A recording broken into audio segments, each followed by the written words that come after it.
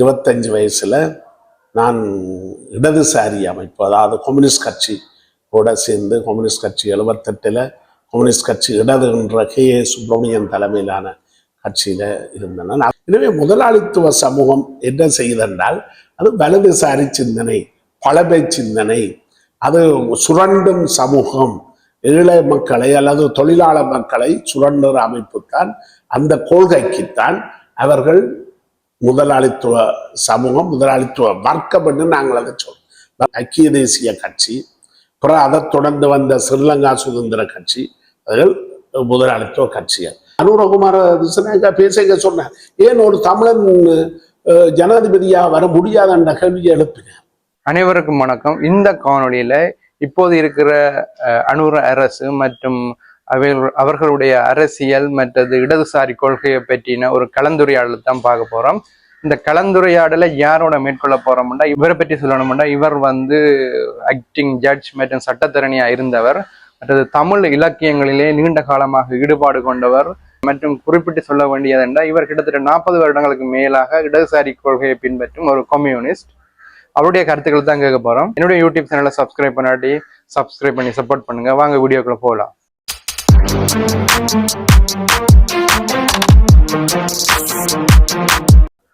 வணக்கம் ஐயா. வணக்கம்.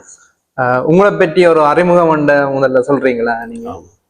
நான் 1983 நவம்பர் 17 பிறந்த நான். இன்றைக்கு 71 வயது கடந்துட்டேன். என்னுடைய சிறு வயதிலிருந்தே நான் ஒரு 10 வயதிலிருந்து நாடகம் நடிக்க தொடங்கினான். இன்றைக்கு 60 வயது வரையும் நாடக அனுபவம் எனக்கு இருக்கிறது.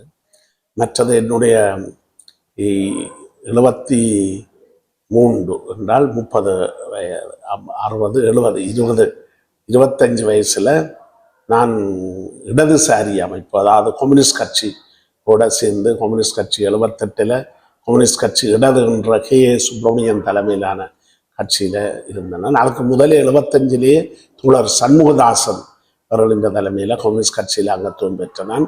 அதுக்கு பிறகு தோழர் KA சுப்பிரமணியம் அவருடைய தலைமையில கம்யூனிஸ்ட் கட்சி இடது என்றதுல இருந்தது. இப்பொழுது புதிய மார்க்சிய லெனினிச கட்சி என்று இருக்கிறது. அந்த கட்சியில நான் அங்கத்தவராக இருக்கிறேன். எனவே எனக்கு 50 வருஷ அரசியல் அனுபவமும் 60 வருஷ நாடக கலை இலக்கிய அனுபவங்களும், தேசிய கலை இலக்கிய பேரவையில் தலைவராக பொதுச் செயலாளராக இருந்திருக்கேன். இப்பவும் இருக்கிறேன். இதுக்கு முதல் கொழும்பு தமிழ்ச்சங்கத்தில் தலைவராயும் பொதுச் செயலாளராயும் இருக்கிறேன். ஆனால் தொழிலால் நான் ஒரு சட்டத்தரணியாக 77ஆம் ஆண்டிலிருந்து இப்பொழுது வரையும் இருக்கிறேன். அதுவும் 50 வருஷம் நிறைய போகும். ஓகே, நன்றி. என்னடா இப்ப அன்னூர் NPP கட்சி ஆட்சிக்கு வந்த பிறகு இப்ப மக்களிடையே வலதுசாரி இடதுசாரி என்ற வார்த்தைகள் அதிகம் உலாகுகிறது. ஆனா சில கனவேருக்கு அதை பற்றி தெரிஞ்சிருந்தாலும் சில பேருக்கு வலதுசாரி என்ன இடதுசாரி கொள்கைகள் என்ன போதிய விளக்கம் இல்லை. அப்ப உங்களுக்கு அந்த அனுபவங்கள் இருக்கிறதால நான் உங்கள்கிட்ட கேட்கிறேன், வலதுசாரி இடதுசாரி என்றதை இலகுவாக நாங்க என்னென்று விளங்கப்படுத்தலாம் மக்களுக்கு? வலதுசாரிகள் என்றது இதுவரை நடந்த எங்கட ஆட்சியல்ல முதலாவது அந்த நிலப்பிரபுத்துவ ஆட்சி, மன்னர் காலம். மன்னர் பரம்பரையில பிறந்தவன் தான் மன்னனாக வரலாம். மன்னனுடைய புதல்வன் இடத்தை உரித்து அந்த பரம்பரை அவர்கள்தான் மன்னர்களாக வரலாம். நிலப்பிரபுக்களின் பரம்பரையில உதைக்கிறவன் தான் அமைச்சர்களாக வரலாம். அதுதான் மன்னர் காலம், அதை நிலப்பிரபுத்துவ காலம் என்று சொல்றது. சரிதானே? அதுக்கப்புறம் முதலாளித்துவ சமூகம் என்றது வரைக்குள்ள பணம் மூலதனம் யார்கிட்ட கூட இருக்குதோ அவங்கள்தான் தலைவராக வரலாம். ஏனென்றால் சமூகத்தின் சகலதும், இந்த ஊடகங்கள் தொடக்கம் சகல விடயங்களும், ஒரு தொழிற்சாலை மூலதனம், மற்ற மக்களின் உழைப்பை அவர்கள் சுரண்டி அதுக்குரிய பெறுமதியை கொடுக்காமல், ஒரு பொருளின் பெறுமதி மாற்றம் அடைகிறதுக்கு உழைப்புத்தான், சாதாரண மக்களுடைய தொழிலாளர்களுடைய உழைப்புத்தான் பிரதான பங்கு வகிக்குது. ஆனா காசை கொடுக்கிற முதலாளி தான் 90% பயனை அடைகிறான். அதுதான் முதலாளித்துவ சமூகம். எனவே முதலாளித்துவ சமூகம் என்ன செய்தென்றால் அது வலதுசாரி சிந்தனை, பழமை சிந்தனை, அது சுரண்டும் சமூகம், ஏழை மக்களை அல்லது தொழிலாளர் மக்களை சுரண்டுற அமைப்புத்தான். அந்த கொள்கைக்குத்தான் அவர்கள் முதலாளித்துவ சமூகம், முதலாளித்துவ வர்க்கம் என்று நாங்கள் அதை சொல்றோம். வர்க்கம் தொழிலாளி, முதலாளி என்ற வர்க்கம் என்று இருக்குன்னு சொல்றோம். உழைப்பவர்கள், உழைப்பை மூலதனத்தால் சுரண்டுபவர்கள். எனவே சுரண்டுபவர்கள் வலதுசாரிகளாகவும், உழைக்கும் மக்களுடைய நலனை கவனிப்பவர்கள் இடதுசாரிகளாகவும் கணிக்கப்படுகிற ஒரு வரலாற்று பண்பு எங்களுடைய சமூகத்திலே இருக்கிறது. அரசியல் இப்ப இலங்கை அரசியலை நாங்க எடுத்துக்கொள்ளும் போது இந்த வலதுசாரி கொள்கைகளை பின்பற்றின கட்சிகளவை, இடதுசாரி கொள்கைகளை பின்பற்றின கட்சிகளவை. சமசமாஜ கட்சி என்பதுதான் முதல் இலங்கையிலான கட்சி. அது ஒரு இடதுசாரி கட்சி. பிறகு கம்யூனிஸ்ட் கட்சி என்று ஒன்று உருவானது, அதுவும் ஒரு இடதுசாரி கட்சி. ஐக்கிய தேசிய கட்சி, பிறகு அதை தொடர்ந்து வந்த ஸ்ரீலங்கா சுதந்திர கட்சி, அதுகள் முதலாளித்துவ கட்சிகள். பண்டார் நாயக்கா ஒரு இடதுசாரிகளுக்கு சார்பான ஆளாக இருந்து இடதுசாரிகளை அரவணைச்சு கொண்டுதான் அவர் ஆட்சியை நடத்தினார். அந்த நேரத்தில் தான் இலங்கையில தேசிய மயம் எல்லாம் அரசாங்க சொத்தாக்க வேணும், கல்வி, போக்குவரத்து, சகல துறைகள் அப்படி. அது ஒரு நன்மையான முற்போக்கான விடயம். அந்த விடயத்துல அவர்கள் இடதுசாரிகளோடு அரவணைச்சு போனார். அதனால சரி, இவர் பண்டார் நாயக்கா தமிழ் சிங்கள பிரச்சனையை கூட தீர்ப்பதற்கு பண்டார் செல்வா பக்ட் என்ற ஒப்பந்தம் ஒன்று உருவாக்கினார். அதை கூட பிக்குகளின் போராட்டத்தால் கிழித்தறியப்பட்டது. ஒரு பிக்குவாலேயே எஸ்டபிள்யூஆர்டி பண்டார் நாயக்கா கொல்லப்பட்டார். அப்ப அவ்வளவுக்கு துவசம் இங்கே சிங்கள பேரினவாதம் வளர்ந்தது. அதுக்கு எதிராக தமிழ் குறுந்தேசியம் என்றொன்று வளர்ந்தது. இப்ப அனுரகுமார திசாநாயக்கா சொன்னார், இலங்கையில 1931 பிறகுதான் சர்வஜன வாக்குரிமை வந்தது. அதை பெரும்பான்மையின இனத்தை சேர்ந்தவர்களின் பிரதிநிதிகள் வந்தார்கள். யாழ்ப்பாண தேசிய காங்கிரஸ் அல்லது யாழ்ப்பாணத்து இளைஞர் காங்கிரஸ் என்று சொல்கின்ற கண்டி பெருமனாம் என்ற தலைமையில் நடந்த அந்த ஒரு 1938 டொனமூர் என்ற அரசியல் சீர்திருத்தத்தை எதிர்த்து இங்க தேர்தல்களை பகிஷ்கரித்தார்கள். யாழ்ப்பாணம் அந்த பாடத்தை படிப்பித்தது. ஏன்னா இந்த நாடு இன ரீதியில வரப்போகுது. ஏன்னா பெரும்பான்மை சிறுபான்மை என்றதை பிறப்பின் அடிப்படையில பார்க்கறது. ஆனா ஜனநாயகம் என்றது கருத்தின் அடிப்படையில பெரும்பான்மை சிறுபான்மை பார்க்கணுமே தவிர பிறப்பின் அடிப்படையில பார்க்கறது நிலப்பிரபுத்துவ குணாம்சம். மன்னன்ற மகன் மன்னனா வரணும், அல்ல சிங்களம் என்ற மகன் தான் ஜனாதிபதியாராம். அனுரகுமார திசாநாயக்கா பேச சொன்னார், ஏன் ஒரு தமிழன் ஜனாதிபதியா வர முடியாத என்ற கேள்வியை எழுப்பினார். இரண்டால் நாட்டை பிளவுபடுத்தி வச்சிருக்கிறோம். சிங்களம் தமிழ் என்று இனத்தை சொல்லி, துவசத்தை சொல்லி, சிங்கள பேரினவாதம், தமிழ் குறுந்தேசியம் என்று நாங்கள் அவங்க அதாவது நிலப்பிரபுக்கள், படித்தவர்கள், பரம்பரை பணக்காரர், நல்ல சமூகத்திலிருந்து நல்ல சாதிமான்கள், அவர்கள் தான் ஆட்சியை பிடித்தார்கள். இந்த 76 வருஷமும் அதான் வரலாறுல நடந்தது. எல்லாரையும் பார்த்தா தெரியும். போமையன் பேசணும்னா அதுதான் பேசணும். அதை இல்லாமல் சாதாரண மனிதனின் சரித்திரம் இந்த மகாவி சொல்றார். ஒரு சாதாரண மனிதன் மேலே வரணும். எல்லோரும் ஓர்குலம், எல்லோரும் ஓர்முறை, எல்லோரும் இந்நாட்டு மன்னர் என்ற தொழிலாளிகள், அந்த மக்கள், உழைப்பாளி மக்கள், வரலாற்றை மாற்றுகிறவர்கள், அவர்கள் வர வேணும். அதான் வரலாற்றை யாழ்ப்பாண சனமே மாற்றி இருக்குது. தென்னிலங்கையில 1.5 லட்சம் அதிகப்படியான வாக்குகளை பெற்று சரோஜா சிங்கள மக்களின் வாக்குகளை பெற்று இன்னைக்கு தமிழ்ல முழங்குறா பாராளுமன்றத்தில். இது நாங்கள் நினைக்க முடியாத அதிசயம்.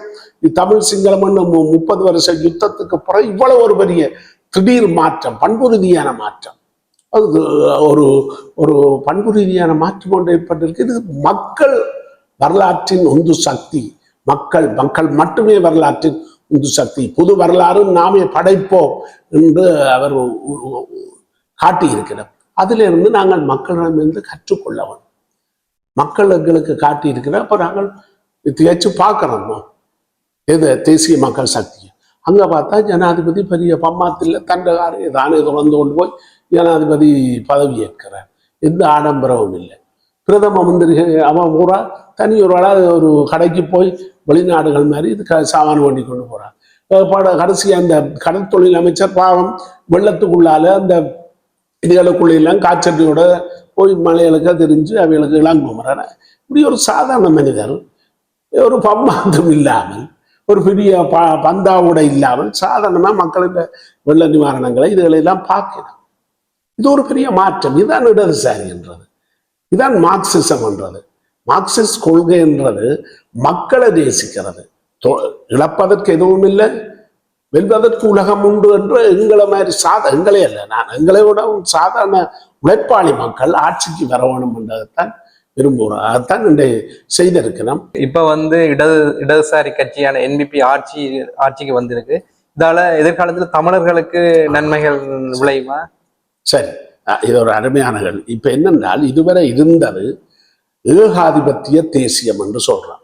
ஏகாதிபத்திய தேசியம்னா நான் உங்களுக்கு முதல்ல தனிப்பட கதை கேட்க சொன்ன மாதிரி அந்த மூலதனத்தை வச்சு தங்களுடைய நாட்டில தொழிலாளர்களை உழைப்பாளிகளை சுரண்டி கொளுத்த முதலாளிகள் தங்கள நாட்டுக்கு மட்டும் சுரண்டினா போதாது என்று கருதி முதலாளித்துவத்தின் உச்சக்கட்டம் ஏகாதிபத்தியம் என்று லெனின் சொன்ன மாதிரி இங்கிலாந்தில இருந்து பிறகு வேறு நாடுகளுக்கு தங்களோட மூலதனத்தை கட்டுப்பாடற்று தேசிய எல்லைகளின் நிபந்தனைகளை கடந்து போய் மூலதனம் படுத்தின. அதான் அமெரிக்கா இன்றைக்கு முதலாம் நம்பர் ஏகாதிபத்தியமாக இருக்குது. அது சகல நாடுகளையும் தனக்கு தேவையான யுத்தம், பலஸ்தீனத்தில் 60,000க்கும் மேற்பட்ட பிள்ளைகளை கொலை செய்து இஸ்ரேலை கொண்டு அநியாயம் பண்ணி இதெல்லாம் செய்கிறது. இந்த உலகம் முழுக்க யுத்தங்களை நடத்துறது இந்த ஆயுத வியாபாரம், போத வியாபாரத்தில் ஏகாதிபத்தியம் முன்னணியில் இருக்கிறது. எனவே அவைக்கு சார்பான ஆக்கள் எங்கட நாட்டிலேயும் இருக்கிறார். அதுதான் சிங்கள பேரினவாதத்தை ஒரு வளர்த்தாக்கள், தமிழ் குறுந்தேசியத்தை வளர்த்தாக்கள். இன்றைக்கு எந்த தமிழ் தலைவரும் தாங்கள் பெருந்தேசியவாதத்துக்கு சிங்கள பேரினத்துக்கு உதவவில்லை என்று சொல்ல முடியாது. இவ ரெண்டு பேரும் சேர்ந்து அண்ணனும் தம்பியும் ஊடலும் கூடலும் செய்து அன்பும் அரவணைப்புமா இருந்து இங்கே வளர்த்தவை. அதுதான் ஏகாதிபத்திய தேசியம் என்று சொல்றாங்க. தமிழர் விடுதலை தேசியம், எங்களுடைய விடுதலை நாங்கள் வெல்ல வேணும் என்று தமிழர்கள், தமிழ் பிரபுக்கள் அல்ல, தமிழ் பரம்பரை அல்ல, உயர்ந்த சாதிமான்கள் அல்ல, சாதாரண உழைப்பாளி மக்களுடைய தலைமை இன்றைக்கு வந்துட்டு என்பிபியில. அது என்பிபி தான் அதை செய்யணும் என்று இல்லை.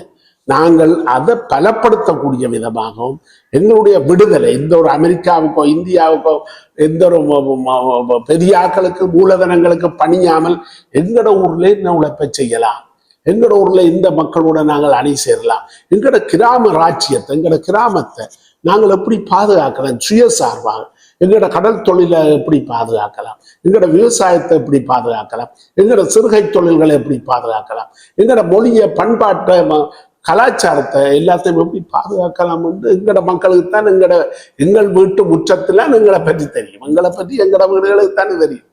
அதிலேயும் பெண்கள் பிரதானமாக தலைமையேற்கணும். அதைத்தான் தமிழ் மக்கள் செய்து வந்தால் கிராம ராஜ்யங்கள், சுயராட்சியங்கள், விழிப்பு குழுக்களை உருவாக்கினால் தமிழ் மக்கள் என்பிபி செய்ய பண்ண வேணும், செய்விக்க வேணும். அவர்கள் மூலம் நாங்கள் நல்ல ஒரு சூழல் இருக்குது, அவர்களும் அதைத்தான் எதிர்பார்க்கிறார்கள். கிராமங்கள் சுயராட்சியம், பெண்களின் தலைமையில் பெண்களுக்கு 52 விதமான பெண்கள் முதன்மைப்படுத்தி அதை உருவாக்க வேணும். அந்த உருவாக்குற பணியை நான் அவர் செய்வினம் இவர் செய்வினம் என்று போட்டு பாராளுமன்ற உறுப்பினர் வந்துட்டு அவர் செய்வார் என்று நான் பார்த்துவேன். நாங்கள் பிரதிநிதித்துவ ஜனநாயகம் அல்ல, பங்கு வரும் ஜனநாயகம், ரெப்ரசன்டேட்டிவ் டெமோக்ரஸி என்று இந்த தேர்தல் ஜனநாயகத்தை வச்சிருக்கிறோம். அப்படி நான் சொல்லல, பார்ட்டிசிபேட்டரி டெமோக்ரஸி என்றால் நாங்களும் பங்காளராக மாறணும். தனி 5 வருஷத்திற்கு புள்ளடி போடுறது மட்டுமல்ல, 5 வருஷமும் அன்றாட வாழ்வில் நாங்கள் எங்களுடைய மக்களுக்காக போராடுகின்ற பண்பு, அந்த தன்மை, ஒரு புரட்சிகர மனப்பாங்கை ஒவ்வொரு தனி மனிதரும், நீதான் மன்னன், எல்லோரும் இந்நாட்டு மன்னர். அப்போ ஒவ்வொரு மகனும் ஒவ்வொரு மகளும் தன்னை பற்றி தன்னுடைய ஆளுமையை பற்றி விருத்தி செய்யணும், அது அறிவுறுத்தவனும், அரசாங்கத்தோட ஃபைட் பண்ணணும், நாங்கள் போராடணும், ஐக்கியப்படணும். இப்பொழுது என்னென்னா என்பிபி என்றது இப்ப ஒரு தமிழரிடையே ஒரு கருத்து பரவி கொண்டு இருக்கிறது. என்பிபி என்றது ஒரு சிங்கள கட்சி, அதுக்கு நாங்க ஆதரவு அளிக்கிறது தமிழ் தேசியத்தை அழித்து விடும் என்று ஒரு கருத்து நிலவுகிறது. அதை பற்றியும் கூட இப்ப தமிழர்களுக்கு விடிவில்லை. அதனாலதான் தமிழ் மக்கள் இன்றைக்கு என்பிபி என்ற தேசிய மக்கள் சக்தியினுடைய தமிழ் பிரதிநிதிகளுக்கு வாக்களிச்சிருக்கணும் யாழ்ப்பாணத்தில். எனவே இந்த சந்தேகம் பெறத்தவில்லை. கல்யாணம் கட்டினவரு பஞ்சாதி புருஷன் பஞ்சாதியில சந்தேகப்படலாமோ?